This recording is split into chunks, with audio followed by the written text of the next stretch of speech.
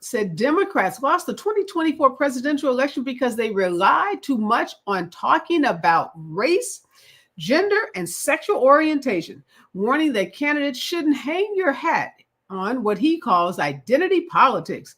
Sanders, a progressive independent who caucuses with Senate Democrats, said Vice President Harris didn't spend enough time talking about how to help working class Americans by raising the minimum wage and lowering the cost of health care. And Democratic mega donor John Morgan also has some choice words for Vice President Kamala Harris. He said she should be disqualified from running for office again over her campaign spending. Morgan told News Nation's Chris Cuomo on Monday night that Harris's reported campaign spending is concerning, he said, citing reporting that her campaign spent $1.5 billion in just 4 months. Now, the Harris campaign has been under scrutiny by some donors and others in recent weeks for the amount spent and what is reported as an unknown amount of outstanding debt. And Andre Triberg, he's the chair of the Democratic National Committee of Youth Council.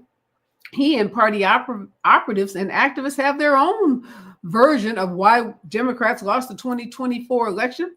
He said that he recognized immediately that if Democrats are to have any hope of recapturing the White House, they first need to recoup much of the lost young male vote.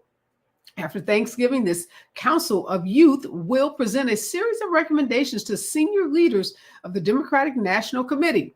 An early request will be for greater financial investment into voter registration drives on American colleges, where they said Trump appears to have made inroads, especially in blue wall northern swing states. And Democrat Derek Tran, this is some good news for the Democrats, has defeated Republican incumbent Michelle Steele for a House seat representing California's Orange County and Los Angeles. Now, NBC News is projecting Tran's win after a contentious race that centered on the candidate's Asian American identities and use of aggressive anti-China messaging. Tran is an Army vet. He narrowly won in a race that came down to just a few hundred votes.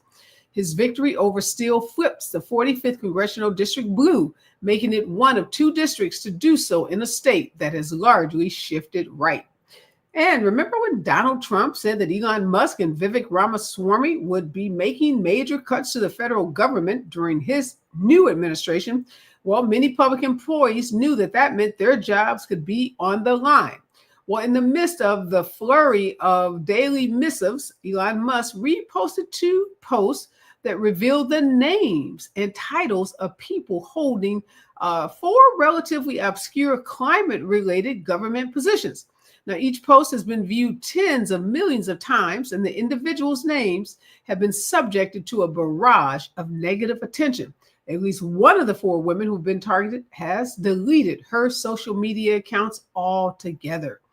That is the news of the day, and this is Areva Martin in Real Time, and I'm your host, Areva Martin. This is your one-stop destination for today's trending news, expert analysis, and my unfiltered opinions. In this hour, Dr. Omikangla Dibinga is going to hold it down with me. We're going to talk some politics, some evaluation of why we lost the 2024 campaign. I'm sure that's going to be a lot of the topics that will be discussed over the dinner table this Thanksgiving holiday. I've seen posts where husbands and wives are literally trying to decide how they get through the holidays, particularly those that have different political opinions and views, and those that maybe even voted for different candidates on November 5th. Well, Dr. Dibinga and I are going to give you some tips and strategies on how to keep it cute during the holiday season. By that, I mean not like tear the heads off of your family members, your friends, and particularly your spouses or your children. We have to live for another day. We have to live for another election. And although we came up short this November, there is still lots to be grateful for during this holiday season. So we're going to talk a lot about the finger pointing that's happening at the DNC and how we can bring the temperature down this Thanksgiving season. And in hour 2, when you are completely sick of politics, and based on those ratings for MSNBC, there are lots of folks who are, and you want to binge watch movies, either going out to the movies or maybe even turning on one of the streaming sites such as Prime or Netflix.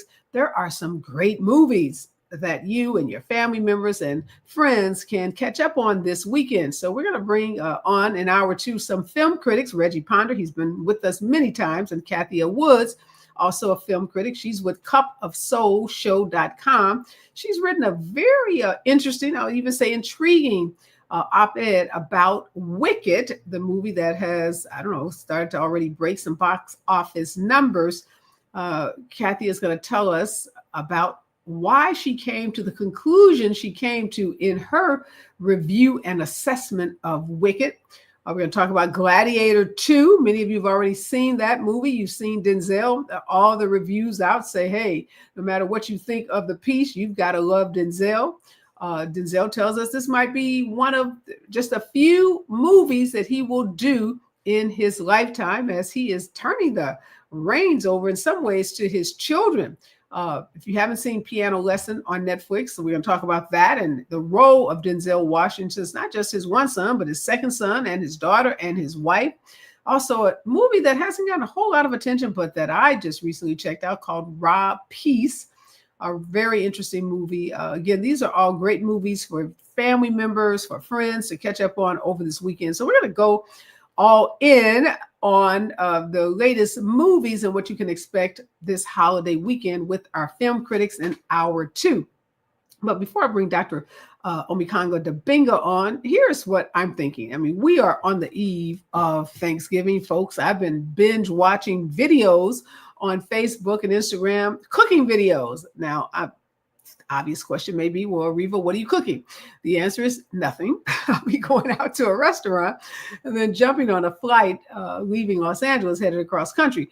But if you are looking for ways to make the best macaroni and cheese or the best cornbread dressing or sweet potato souffle or sweet potato pies, whatever it is your family tradition is, you don't have to look too far. You don't have to, find a YouTube video. There are so many videos now on Facebook and Instagram, really short ones, but they give you, the ingredients that you need for your favorite Thanksgiving dish. They actually walk you through it. So I've been just binging these cooking videos as a way to kind of get my mind off politics and to have some time to reflect during this Thanksgiving. And again, I know the election didn't turn out the way many of us had hoped and planned. We had our inauguration hotel reservations already made. We were picking out our inauguration ball gowns. We were making plans to be in Washington, D.C. Hundreds of thousands, if not millions of people were planning to descend on D.C. To watch the inauguration of our first African-American female president. Hopefully, if you're like me, you were able to get your money back on that hotel room, because I suspect many of us that were planning to be there in January now have made alternative plans. But with that being said, there is still so much to be grateful for, even on the political front. Those two African-American senators that won from Delaware and the great state of Maryland, we can be grateful to them. There were Black women who won elections up and down the ticket across the country. The Congressional Black Caucus has a record number of 62 members who will be sworn in this January when the Congress returns, even though there will be 67 African Americans in Congress. 5 identify as Republicans and don't participate with the CBC. So that's something also to be grateful for. If you have your health, if you have your peace of mind, that's always something to be grateful for. If you have a job or any kind of income coming in, always want to give thanks for that as well. So, just think about all the wonderful things that you do have in your life and all the possibilities, the opportunities that await us. December is around the corner. And then obviously after December is New Year's and January. So an opportunity to reboot, retool, focus on some new goals for the new year. So I'm just grateful to spend Thanksgiving Eve with all of you. And to be in conversation with Dr. Omikango Dabinga and my film critics who will be here in hour two. So when we come forward, we're going to break down some of this news about politics, but then we're going to talk about how to move in this season with a spirit of gratitude. Stay with us when we come forward. KBLA Talk 1580. Listening to Areva Martin in real time on KBLA Talk 1580.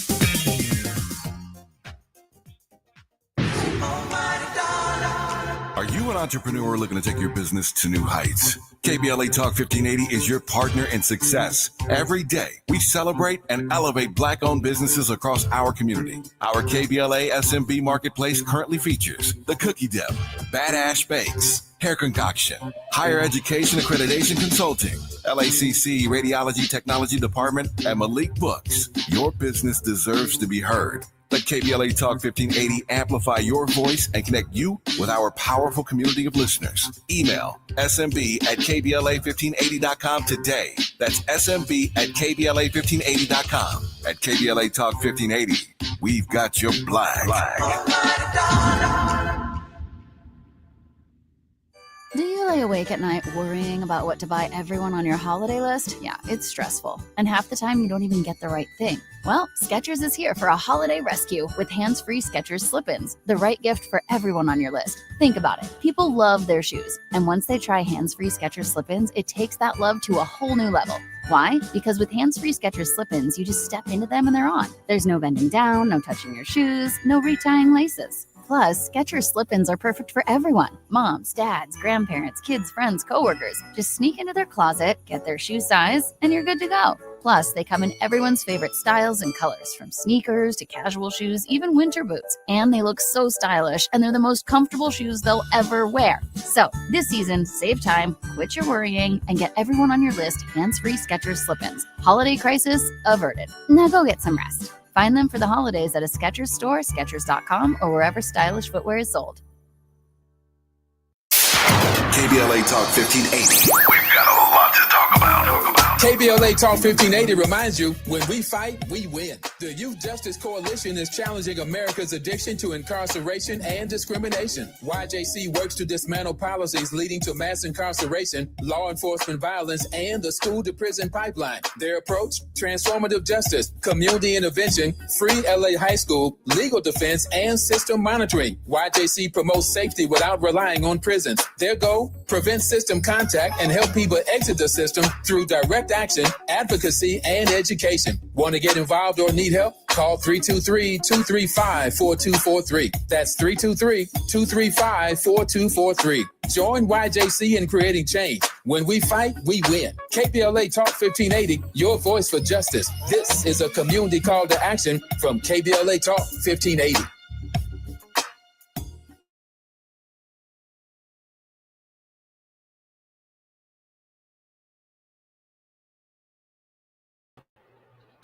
We are back, and Dr. Omikongo Dibinga is joining me in this hour. We're going to talk a little politics, then we're going to talk a little gratitude. I can't think of anyone I'd rather do that with than you, Dr. Omikongo Dibinga, because you write songs and you do poetry about gratitude. So grateful to have you on this Thanksgiving Eve. I don't know about you, maybe you got to get to the turkey or something. So I am really grateful for you sharing some of your time today. But let's talk about, boy, I've been talking since the election about the knives being out and how Democrats are coming for VP Kamala Harris. But today, this mega donor basically says that not only is he disturbed by the amount that was spent, his name is John Morgan, just to be clear, but that the spending should disqualify VP Harris from running again. What do you think of John Morgan's very pointed comments?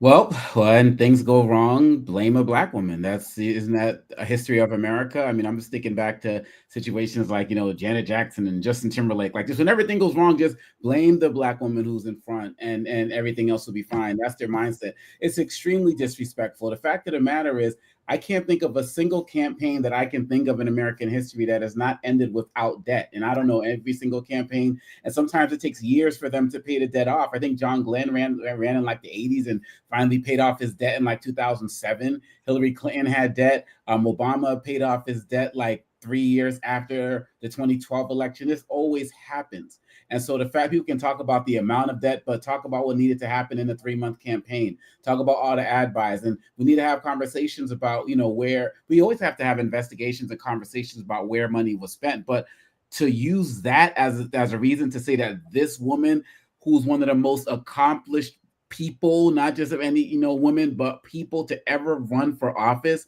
needs to be banned from political seeking higher office ever for the rest of her life. How disrespectful and condescending. He can say that, but yet these guys have, should Trump have been banned from running from politics for inciting an insurrection, for, for denying the election, for having a whole Stop the Steal campaign, for taking money from foreign powers. Speaking of which, how about the fact that some investigations have shown that he's taken like over $10 million from the government of Egypt? The fact that right now he's still raising money because he hasn't signed any federal provisions with the government, so he can keep raising money from wherever he wants across the globe with no type of accountability. But all of a sudden, that's fine for him to be president. Give me a break. This is yet another example that we need to use to fuel a takeover of the Democratic Party. Because whether we're talking about people like him, whether we're talking about people like James Carville, they are out of touch and out of line with what the people who are at the base of the party actually believe. And he has one vote just like everybody else. It's ridiculous. Yeah, James Carville, bringing him up, he's been on one, I would say, on a tear. I mean, he has been so disruptive and disrespectful, word you're using, I agree with. You can't help but believe that these folks have an agenda, right? Yes. And that agenda probably means some candidate that they would like to see run for president in 28, some candidate that they are probably already in conversations with, that they're already planning to back. I just wonder how long this kind of chatter is going to go on and what damage it might do, particularly because our party has become so dependent on these mega donors. The Democrats have a problem in that regard because the donor class is so powerful. And the same donor class that wanted Joe Biden not to win, not to run, not to win, exactly, not to be in office. Now this guy says he never wanted Kamala Harris anyhow, but obviously a lot of donors did want her and pushed Joe Biden out of the race and embraced her. This guy is also saying, oh, the $1 billion wasn't about her. It was money to defeat Trump. And so she can't really take credit. I mean, this guy, it's just condescending on so many different levels. Everybody I know who voted for Kamala Harris voted for her. They didn't vote against Trump. They believed in her policies and what she's about. And if these donor class folks want to keep having this mindset, on top of the fact that, as you know better than anyone, Black women who are the base of the party are still pissed off and angry, not only at what didn't happen on election day, but the vitriol that's been cast at her since. This is how you lose a party for another electoral cycle. So if these guys who were at the top and who, like you said, have their candidates in mind and already have their consultants in mind, these consultants who have organizations that were formed like a year ago and, have no skin in the game and are still getting paid and still getting their money as they just go off to the next candidate without a care for what's happening on the ground in our communities, this is how people are going to stay more disenfranchised. And so I encourage people who are involved in wanting the party to continue, stay at the grassroots level, keep working locally, and stop paying attention to anybody at the top of the class right now, at the top of the ticket, because they were the same guys that kicked Biden out. And as if you remember, Areva, Black people were like, I'm riding with Biden. Like, y'all can say what y'all want. Y'all can do what you want to do, but we're going to be riding with him because he's been riding with us. But again, folks didn't want to listen to us. They kicked him out. And lo and behold, this is what we got. The blame for this is not on Harris, who ran a fabulous campaign in a very short period of time. The blame for this is on the consulting class and the mega donors who feel like they know better for our country than the people on the ground. Well, they're obviously so out of touch with Black voters, with voters of color, with the young voters. And it's so ironic. They pushed Biden out and said he wasn't the right candidate. They obviously embraced her. Now, of course, he's rewriting history to suggest they really weren't embracing her. But come on, you're not writing $1 million checks plus unless you embrace a candidate. So now they're saying that was a horrible idea. And it's, put her in a really, just unbelievable situation. She stepped up when the country needed her and when the Democrats needed her to do so. And now I'm even thinking about, they're criticizing Beyonce. Oh my God. It was like Beyonce who didn't get a dime, but just the use of the stadium. They're criticizing Taylor Swift. And you can remember the frenzy around getting those endorsements, how everybody thought they were so important to get. She gets the endorsements, and now all of a sudden, oh my God, they spent so much money on celebrities, and she wasted all this time, and celebrities this and celebrities. Even Bernie Sanders, Dr. Dominguez, he's getting in on this, saying that Dems can't hang their hats on identity politics, that we rely too much on talking about race, gender, and sexual orientation. I'm like, what campaign were you watching? Because I didn't see Kamala Harris talking about sexual orientation, her race. In fact, people are criticizing her for saying she didn't lean into her race. Now, Bernie Sanders said, oh, she talked too much about race. It's like we're in alternative universes here. Yeah, and Bernie Sanders also said something to the effect of, I'm reading this, what you also want to do is talk about the reality of what's going on in the African-American community all over the country. You're saying that to her, Bernie Sanders? Like seriously? So the fact of the matter is, she did her events across the country working with Black entrepreneurs and had an investment plan, had a business plan, all of these types of things for the Black community. People saying she didn't speak to middle-class workers and all of that. Look at her website. Everything was about small businesses, was about tax breaks, was about helping new families. All of those, it was there. And to say that they spent too much, so here's the thing that people need to corner Sanders on, who know him and see him, or these journalists, so-called. They say that we ran too much on gender. So does that mean that she shouldn't have talked about a woman's right to choose? So like, I've heard pundits say that we spent way too much time on that. Talking about, abortion rights, like come out and say that, because on the gender side, what about, Trump coming off as the Uber man, right? And then the whole thing about, identity politics, again, Trump was the one saying, look at my white skin. Trump was the one saying that I'm more Greek than Giannis Antetokounmpo, the Greek, the basketball player who's of Nigerian descent from Greece. So talk about that. And then again, look at the Madison Square Garden rally. The Republican Party ran on race. They ran on gender in terms of I'm the man and I'm going to protect you no matter what. And I love women. And they ran on issues relating to anti-LGBTQ stuff because they ran that $30 million trans ad. And so I want Bernie Sanders to be very specific about what Democrats should not be talking about. Because Areva, what's happening is that these folks are basically saying if Democrats want to win in the future, they have to basically forget their values that they stand on as it relates to justice and equality. And if you want to come out, they're definitely also saying that a candidate should not be leaning in to Black voters, even though Black voters are the base of the party. And talking about Black women, I actually saw someone who says that this Black girl magic, they says, which was popularized after the Scandal, series with Kerry Washington, that was exaggerated and didn't deliver. That basically he was saying Black women didn't deliver, and this whole thing around Black girl magic was also detrimental, because I assumed what the argument really is saying that discouraged these white bros from voting for Kamala Harris, because Andre Triber, who's the chair of the Democratic National Committee of Youth Council, is saying that we got to get white college educated men back to the party. So they have this whole recommendation process they're going to go through after the holidays. But here we are back with, we've chased white women in the suburbs. Now we're going to start chasing white, young, uneducated and educated, men, because quote unquote, we have a problem with white men in the party. Exactly. At the next phase of this, white women, now we're going to start chasing white men.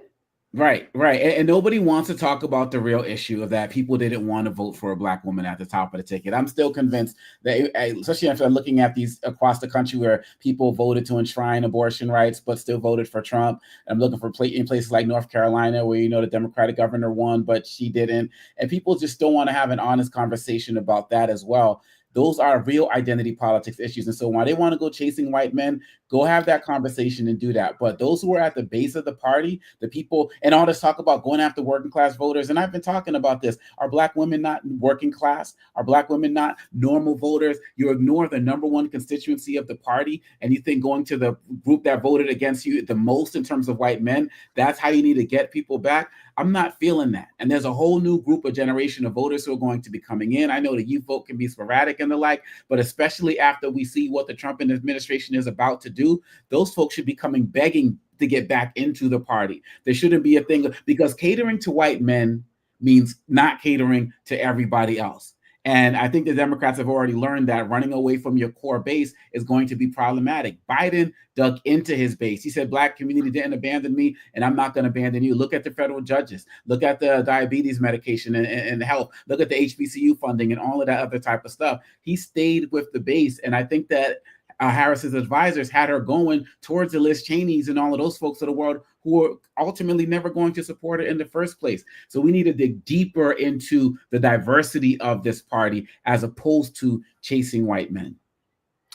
Yeah, because when you do that, you're buying into this victims mentality that Donald Trump has popularized, that somehow white men are victims. And now they need some kind of special favors and special privilege beyond the privileges that they already get. When we come forward, we're going to talk about MSNBC. Man, they've lost huge voters. And Joe Scarborough, Morning Joe, went down to Mar-a-Lago to kiss the ring, and his viewers did not like that. And we're going to be talking about Thanksgiving. How do you avoid political fights? Because there's a lot of fighting going on around politics in this moment. Stay with us, KBLA Talk 1580, when we come forward. More of Areva Martin in real time when we come forward. I'm Amber Payton with 4 things you should know from BIN News. If you're getting on a plane this Thanksgiving week, you'll want to check your flight status before heading out the door. The FAA issued a ground delay at Newark Liberty International Airport on Tuesday and another one on Wednesday. Mexican and Canadian officials are warning President-elect Trump's proposed 25% tariffs will harm all North American economies. Trump has vowed to impose the tariffs on his first day in office. Missouri's photo ID requirements for in-person voting are being upheld. A Cole County judge dismissed a lawsuit filed by the Missouri NAACP and League of Women Voters of Missouri this week and ruled that the requirements being challenged are not unconstitutional. The organizations allege the law's application rules infringe on the right to vote and the right to equal protection. And St. Augustine's University is partnering with 50+1 Sports to address its financial issues. The deal could generate $70 million, aiding the debt-ridden HBCU in Raleigh and benefiting its community. Get BIN News on demand 24/7 at BINnews.com. A crash in downtown Los Angeles wrapping up. North 110, just past 3rd Street. Left lane has been blocked. Delays out of South LA getting away from Florence. Also, Arcadia 210 eastbound before Santa Anita Avenue. A crash here has been cleared to the right shoulder. Delays pushing back out of Pasadena, leaving the 134 freeway. Orange on the 22 westbound before Glassell. It's a stalled car. It's blocking the right lane. Delays leaving the 55 freeway. Moreno Valley, a wreck on the 60 westbound before Day Street. Off to the shoulder now, but these 5 cars are sending back the drive away from Paris Boulevard. Some people just know you could save money on car insurance by checking Allstate first. Those people are probably saving a carload of cash right now. So what are you waiting for? Check Allstate first for a quote today. You're in good hands with Allstate. This is the KBLA Sports Minute with Ray Richardson. Congratulations to Tennessee State football coach Eddie George. George was named Coach of the Year in the Big South Ohio Valley Conference. The NFL Hall of Fame running back is in his 4th season at the HBCU school. George led Tennessee State to a 9-3 record and the team's first appearance in the NCAA Division I AA playoffs since 2013. Tennessee State has a first-round game Saturday night at undefeated Montana State, 7:15 kickoff local time. You can catch the game live on ESPN2. If you're a Tennessee State alumnus, show your support for George and the Tigers. Congratulations also to Crenshaw High School football coach Robert Garrett. Garrett earned his 290th win at Crenshaw, giving him the record for all-time wins for football coaches in the LA City Section Conference. Garrett has been in Crenshaw since 1988. No debates, no speculation, just the info you need. That's your KBLA Sports Minute. I'm Ray Richardson on KBLA Talk 1580. Yeah, y'all, come on. Pick up the drum. At KBLA Talk 1580, we fight the power every day. Yeah, gotta give us what we want.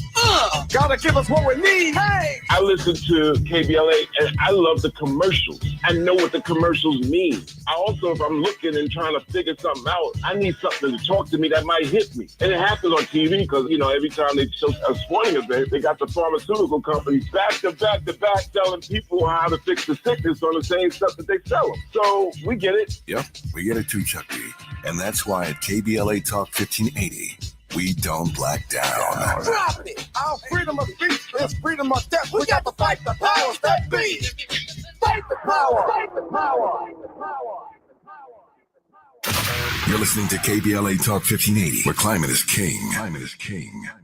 Have you heard of the 50-30-20 rule? This can help you spend and save your money wisely. So how does it work? Distribute your dollars into 3 buckets. 50% towards needs, 30% towards your wants, and 20% goes to savings. Use this tool to help your journey to financial success. Sponsored by JP Morgan Chase & Company. If you're an adult in need of an accredited high school diploma, the Los Angeles Public Library can help. You can earn one for free in as few as 5 months online with 24/7 access. You also get a personal academic coach plus special training focused on 9 in-demand industries, as well as a resume and cover letter to advance your career. Visit the website at lapl.org/diploma. That's lapl.org/diploma.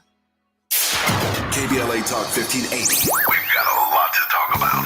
KBLA Talk 1580, connecting you with services and solutions. If you need help getting your resume in order, finding job training, or landing a job, we've got 3 great options for you. First, the City of Los Angeles has WorkSource centers across the area offering free job support. The California Workforce Development Board can help you with everything from GED prep to vocational training at no cost to you. On the federal level, the Department of Labor's American Job Centers offer a full range of services for job seekers and businesses alike. Visit careeronestop.org, or for more info, just call California's Help Center or visit cwdb.ca.gov or call 916-657-1440. For the City of Los Angeles programs, go to ewd.lacity.gov or call 213-744-7300. All these services are free to help you get your next job. This is a community call to action from KBLA Talk 1580.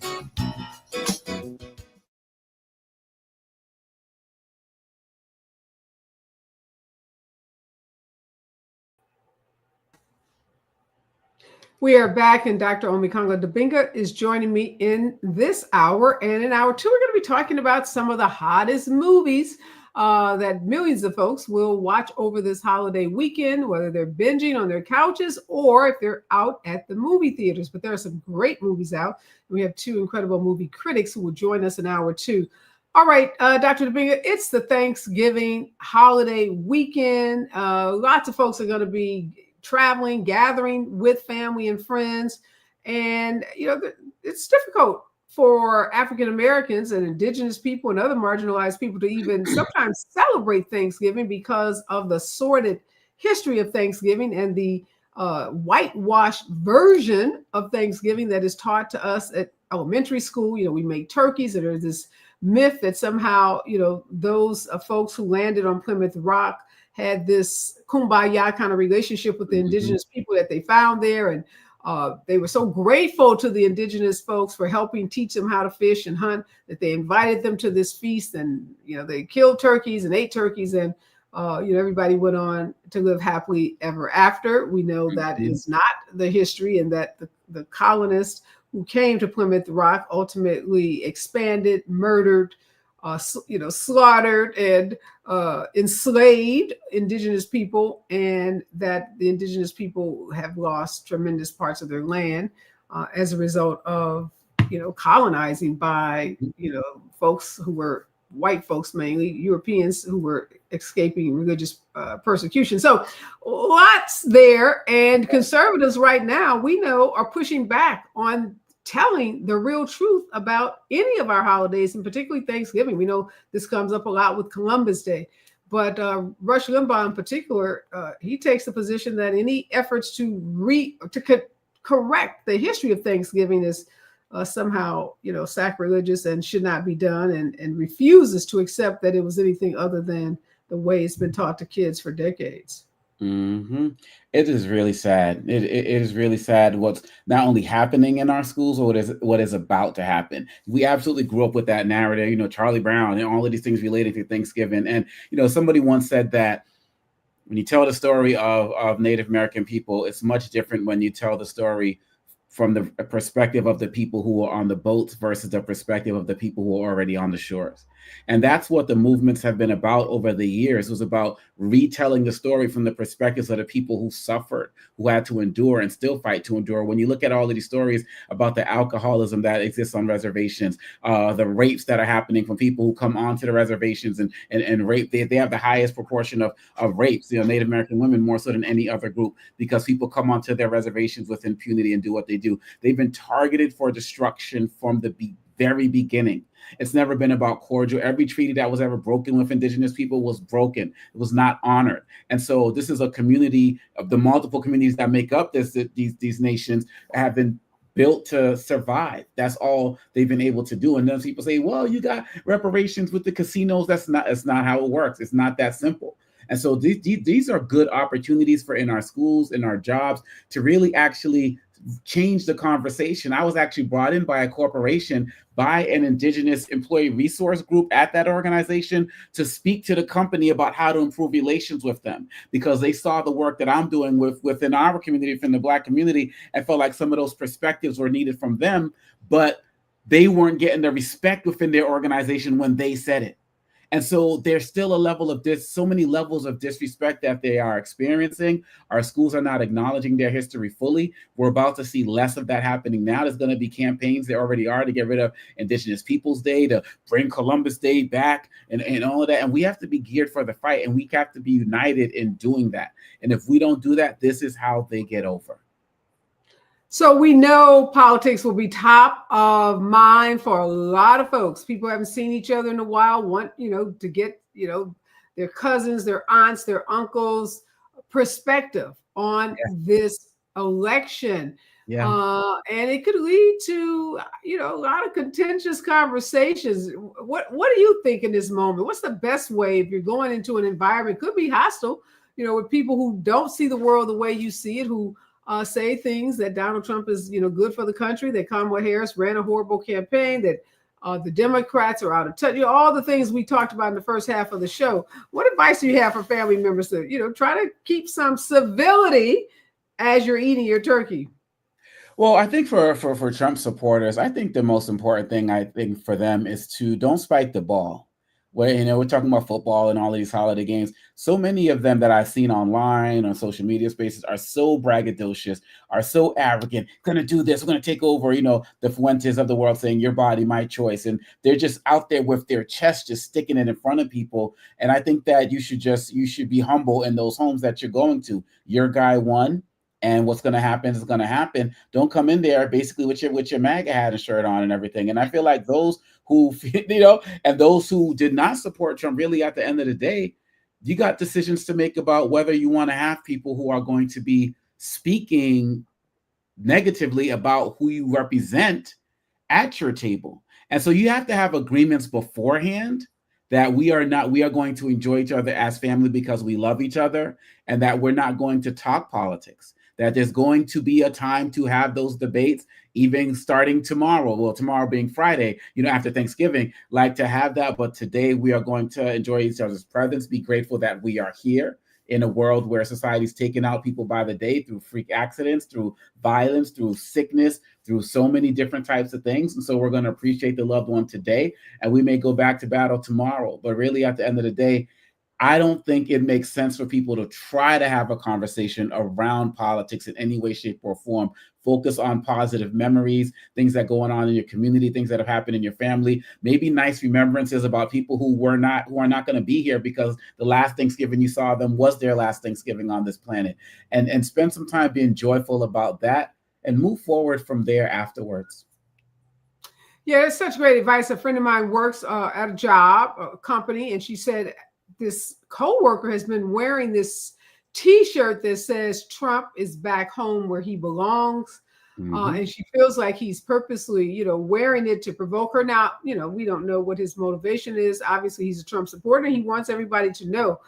So some of these encounters can be triggering for people. And I agree with you, Dr. Domingue, you have to decide if you can't control the environment, and you can't trust the other folks in the environment to control the environment, you have to decide if that's an environment that you really want to put yourself in, because we know this can be, emotionally triggering because it's not just about Kamala Harris. It's about the Mhm. direction of this country.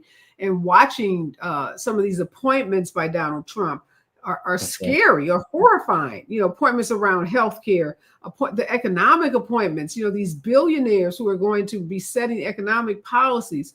And you can't be angry at these people, particularly people who are going to be, lives will be made worse off That's right. because of Donald Trump. But yet they are pounding their chests. I voted for the guy. And these are the very people who, might be hitting you up for some money for, a loan or, seeking out your help or something. So it's a little disconcerting, and you want to make sure, that you're checking your environment. What can you control, and if folks start to go down that direction, you may have to just, extricate yourself from the conversation, get up, walk out the room. But by all means, I agree. This is not the moment and the day to get into a heated battle over, someone's politics, because it can lead to physical violence. It could lead to, really hurt feelings, people saying things that they can't take back. And like I said, as you said, and I echo, there's so much to be grateful for in this moment, and politics will be there. Speaking of which, when we come forward, we'll talk about MSNBC and the cable networks. They have taken a bloodbath. Well, at least some of them. Some of them, Fox News Channel is seeing soaring and record highs in terms of its viewership, to this point that we made about Republicans taking a victory lap. What's on the horizon for places like MSNBC, CNN, and others that prided themselves on more liberal or even more balanced, however they would describe themselves, reporting? Stay with us. KBLA Talk 1580 when we come forward. You're listening to Areva Martin in real time on KBLA Talk 1580. Medicare open enrollment is here, and it's a time you can make changes to your health coverage. Yet, watch out for enrollment and marketing scams. Remember, Medicare will neither call you nor solicit your business. Guard your card. Never give out your Medicare number to strangers. Unsolicited calls, door-to-door visits, and emails are prohibited. Take your time. Don't feel pressured to make a quick decision. Report scams to our California Senior Medicare Patrol at 1-855-613-7080. This season, Chevy brings classic pairings, cookies and milk, mistletoe and kisses, and your holiday plans and a new Chevy. Silverado 1500 gives you power and capability with 430 pound-feet of torque to haul your holiday tree. The Equinox EV and all-new Equinox, America's best compact SUV for new vehicle quality by J.D. Power, offer both confidence and style to see you through the holiday season. It's easy to see why Chevy makes everything better and brighter. Find your red tag. Get 0% APR financing for 36 months on select popular Chevy models when you finance with GM Financial. Chevrolet. Together, let's drive. Award based on 2024 models. For J.D. Power 2024 U.S. Initial Quality Study award information, visit jdpower.com/awards. Offer available on all 2025 Equinox and 2024 Equinox EV, Blazer EV, and Silverado EV models. Monthly payment is $27.78 for every $1,000 you finance. Example down payment is 26.8%. Must finance with GM Financial. Some customers may not qualify. Not available with lease and some other offers. Take new retail delivery by 1/2/25. KBLA Talk 1580. We've got a lot to talk about. KBLA Talk 1580 is committed to self-care and community well-being. Walk Good LA was formed in June 2020, inspired by the Black Lives Matter movement and the beginning stages of the COVID-19 pandemic. What began as a few minutes of breath work and yoga meditation before protests against police brutality turned into a safe space for the community to heal in hard times. The immensely positive response from the community transformed the momentum into a movement. Today, Walk Good LA is a Black and Brown-led community wellness organization based in Los Angeles. They provide spaces for healing through community yoga classes, guided meditations, hikes, run clubs, and other activations throughout Los Angeles that attract hundreds of members weekly. With the help of Propel and Michael B. Jordan, they now have a yoga and wellness studio in Los Angeles called the Walk Good Yard. To join their mailing list and connect with healing spaces, please visit walkgoodla.org. That's walkgoodla.org. Or find them on Instagram at walkgoodla. This is a community call to action, a community call to healing from KBLA Talk 1580.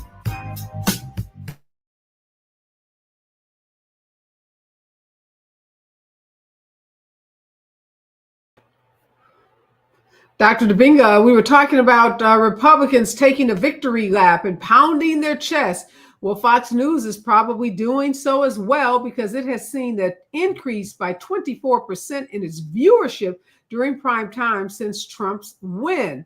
Now, in contrast, MSNBC, the station I would say is, the counterpart to Fox on the left, has seen a huge drop in viewership, down by 47% since November 5th and 52% during prime time. What do you make of these just horrific ratings for MSNBC in particular? Well, I think that really at the end of the day, there's two parts. One, we always see this when a candidate loses. I mean, 2016, when Trump won, MSNBC viewership went down. When Biden won in 2020, Fox viewership went down, and both ultimately rebounded. And I feel like there'll be so that's kind of normal.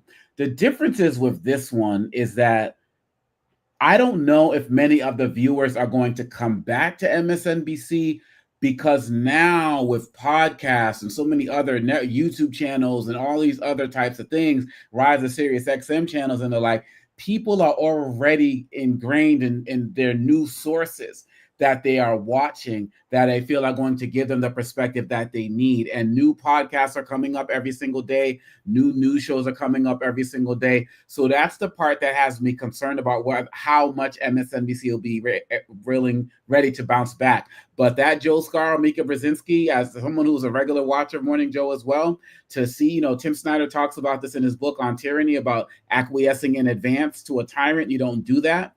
I've definitely found myself very disappointed in that. And so if they go that direction, they're going to try to go the direction that CNN did a couple of years ago once they got new ownership. They were saying things like, oh, Republicans are welcome again on CNN and all of that. And CNN's doing worse than MSNBC. And so MSNBC can't afford to try to go all extra conservative or go to the right. That's right, because I don't call them the right because they're wrong. But, go all full Republican and stuff. I feel like just like we've been talking about how the Democrats need to dig deeper into their base, MSNBC needs to become more liberal, needs to dig more deeply into its base in terms of its commentators. Look at how they did Ayman Mohyeldin, the only Palestinian person who's on the network, got moved to like a small portion after, the Israel-Gaza, situation broke out and the like. So if they turn themselves around quickly, they will start to get their viewership back. But I think that if they continue to stay this route, certain shows might do well, but people are looking for networks that represent their resistance right now. Period, bottom line. And they may see that with a couple of show hosts, but if they don't get that in quick enough time, people are going to stay with the new places and platforms that they're finding and never return. And I think that can be a real problem for them. Yeah, it's interesting because you're right about people having their news sources.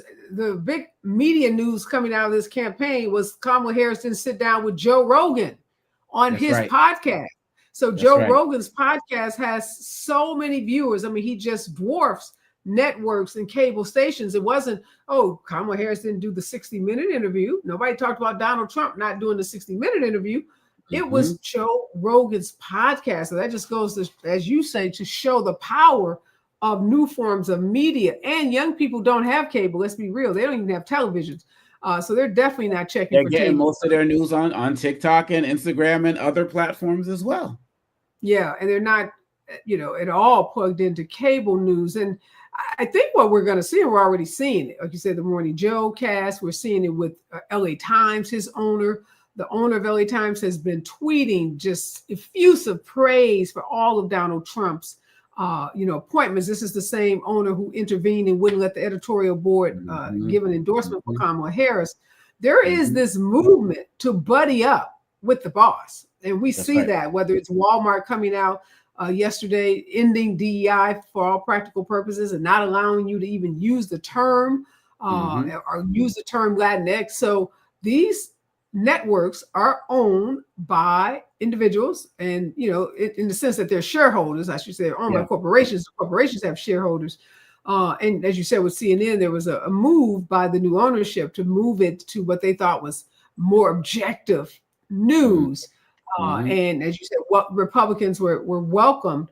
And we saw how that turned out. It doesn't work because these Republicans, the MAGA Republicans, aren't Mitt Romney, who's That's going right. to go on the show and be honest and have a serious debate. These are the MAGA Republicans who will lie and who will say anything, I mean, in your face, lie to you, even though the facts are there, and, get into arguments and be disrespectful or make threats. So it just doesn't work that easily. It'll be interesting to see. I mean, Morning Joe and Mika have had, very up and down, hot and cold relationship with Donald Trump.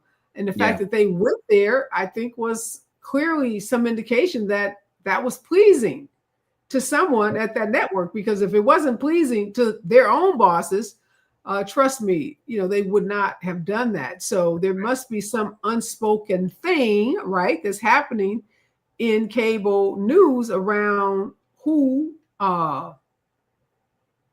should be, centered in this moment.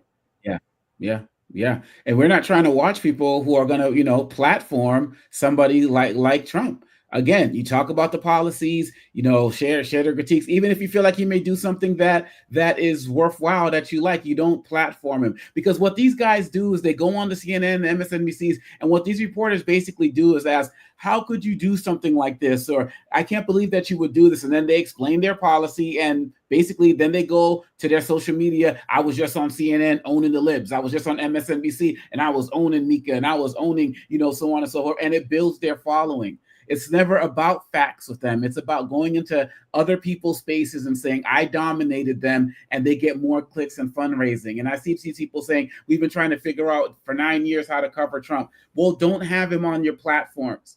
You can start there. What's going to be said is going to be a lie, and nobody's saying not have conservatives on this show. Morning, Joe Scarborough's a conservative. I love what I see Nicole Wallace doing.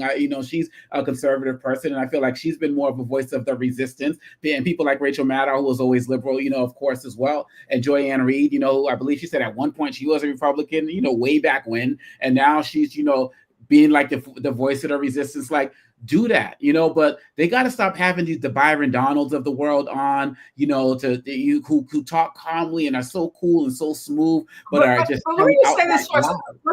Let me pose this to you, Dr. Domingo. Prime time numbers are down. So some of those hosts you just identified, like Rachel Maddow in particular, she's prime time host. So there's something, and Rachel has been the voice of resistance. She has not invited a slew. I don't know if I've seen any Republicans on her show, but liberals are saying they don't like these shows even when they are the voice of resistance. What is that about? Now you can say, the morning shows, those are Republicans. They have more Republicans on, or they're, more conservative Republicans. But why are folks turning away? They're turning away from Joy Reid too. They're turning away from Rachel Maddow too. It's not just, the Morning Joe show. I think some of it has to do with the fact that people are upset with when people nowadays, people are either all in or all out, right? So when the interview was announced with Trump and Morning Joe, I was online seeing people saying, who is still going to watch MSNBC, not who's still going to watch Morning Joe, right? And so I think when people get a sense that some of the bigger heads and the big wigs in some of these networks or TV shows are skewing a particular way, they look at the whole network as going that way. And they ask, why are other people standing up or calling each other out and so on and so forth. And so they're just saying, forget all of y'all. I haven't seen another show on MSNBC critique what Morning Joe decided to do. So people are saying, well, if you're not going to call it out, then you might as well be part of the problem as well. Remember when was it Ronna Romney or who was it that MSNBC hired and they fired her like 2 days later? Yeah, because it was. Everybody at the network spoke up and they said no. And we were like, and she was gone. And we were like, that's why we're riding with you. But if we're not seeing that now, what is the actual point? No, you're right. And folks aren't, nuancing it from, I'll watch 1 hour, but I won't watch, hour 2 or hour 3. Folks are painting with a broad brush, saying the whole network is skewing to the right, or this, false equivalency, right? Normalizing, because that's what you do when you have those characters on. You actually normalize their comments. You normalize the candidates. And we saw them. And I think, let's call a spade. Some of the shows on MSNBC were normalizing Donald Trump. Many of them were. They were normalizing the MAGA Republicans. And folks, I think, felt betrayed by that. And now they're voicing it. And you're right. They have so many options. They don't have to stay there That's They right. don't have to stay because they can get their news so many other places. It'll be interesting to see what if they rebound, knowing that linear television as a whole, cable television as a whole, is just tanking all the way around. But really interesting to watch these numbers as we move into this Trump presidency. Again, thank you so much, Dr. Dominga. I'm wishing you and your family and all your loved ones an amazing Thanksgiving holiday. And as the new year, we all start to get ready for it, rest, reflect, and find something to be grateful for. Everyone can do that, right? That's Surely. right. That's right. Surely. Wishing you the same. Well, thank you so much. And I will see you on the other side of that holiday. When we come forward, we're going to talk about the movies that everybody can binge this weekend. You want to get your mind off politics. You don't want to watch cable news. You want to go out and get some popcorn, sit in the theater with other folks, or maybe just want to do it on your couch. But whatever floats your boat, whatever you decide to do, there are some amazing movies out, and we have two fantastic film critics that are going to help break down what you can expect this weekend at the box office and some of those movies you can binge at home. Stay with us, KBLA Talk 1580, when we come forward.